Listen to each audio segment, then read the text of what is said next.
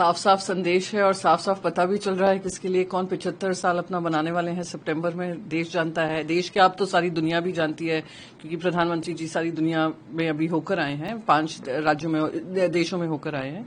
तो मैं मानती हूं कि आरएसएस और भारतीय जनता पार्टी में जो आपस में जो चल रहा है, उनके जो स्टेटमेंट है उसे स्पष्ट दिखाई दे रहा है।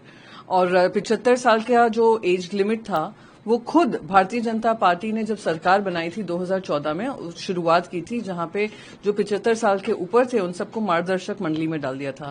तो आई थिंक वो याद दिला रहे हैं कि 11 साल बाद कि जो वादा किया था देश की जनता को कि 75 should be the last age, तो वो याद दिला रहे हैं, वही है। आपस में जो भिड़ंत चल रही है वो सामने आ रही है। सर, उनके नेतृत्व क्षमता पर सवाल उठाती रही है, तो उस चीज को एक बल मिला है, अटकलें तेज हुई है इस बात की। नहीं, देखिए, ये आरएसएस और बीजेपी के बीच में जो चल रहा है वो उनका घमासान है।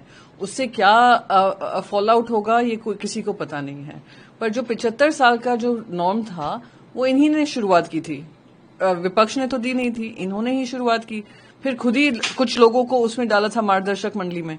फिर जब अपने पे आ रहा है तो कहीं ना कहीं भूल रहे हैं, तो वो आरएसएस ने याद दिलाया। पर मैं इसमें कुछ ज्यादा टिप्पणी नहीं करना चाहूंगी, क्योंकि ये आपस के दो परिवारों की लड़ाई है और परिवार की लड़ाई में हमें किसी तरीके की जो पंचायत होती है वो करने की जरूरत नहीं। शायद वो अपने लिए भी कह रहे हों, तो वही मैंने कहा, सितंबर में किसकी बर्थडे है वो सभी जानते हैं, कौन 75 का हो रहा है।